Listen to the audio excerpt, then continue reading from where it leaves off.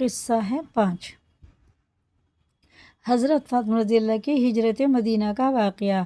حضرت عائشہ رضی اللہ تعالیٰ عنہ فرماتی ہیں کہ جب حضور صلی اللہ علیہ وسلم نے ہجرت فرمائی تو آپ صلی اللہ علیہ وسلم ہمیں اور اپنی بیٹیوں کو پیچھے مکہ میں چھوڑ گئے تھے۔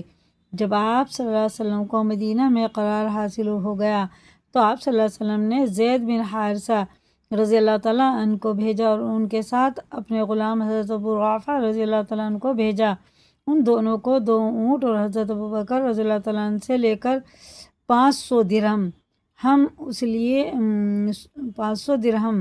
اس لیے دے دیے کہ ضرورت پڑے تو ان سے اور سواری کے جانور خرید لے۔ اور ان دونوں کے ساتھ حضرت ابوبکر صدیق رضی اللہ تعالیٰ عنہ نے عبداللہ بن عریقہ رضی اللہ تعالیٰ عنہ کو 2 یا 3 اونٹ دے کر بھیجا، اور حضرت عبداللہ بن ابوبکر رضی اللہ تعالیٰ عنہ کو یہ خط لکھا کہ میری والدہ رومان رضی اللہ تعالیٰ عنہ کو اور مجھے اور میری بہن حضرت اسمہ رضی اللہ تعالیٰ عنہ جو کہ حضرت زبیر رضی اللہ تعالیٰ عنہ کی بیوی تھی، ان کو ان سواریوں پر بٹھا کر روانہ کر دیں۔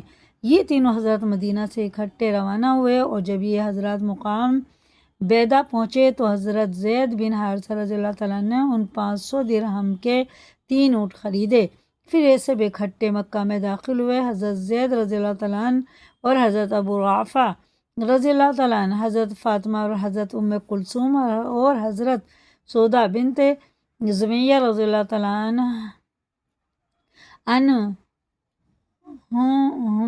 کو لے کر چلے، اور حضرت زید رضی اللہ تعالیٰ عنہ نے ام ایمن رضی اللہ تعالیٰ اور حضرت اسامہ رضی اللہ تعالیٰ عنہ کو بھی ایک اونٹ پر سوار کیا۔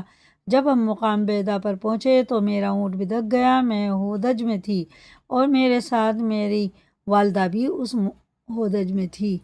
میری والدہ کہنے لگی، ہائے بیٹی، ہائے دلہن، کیونکہ حضور صلی اللہ علیہ وسلم سے حضرت عائشہ رضی اللہ تعالیٰ عنہ کا نکاح ہجرت سے پہلے ہو چکا تھا۔ آخر کار ہمارا اونٹ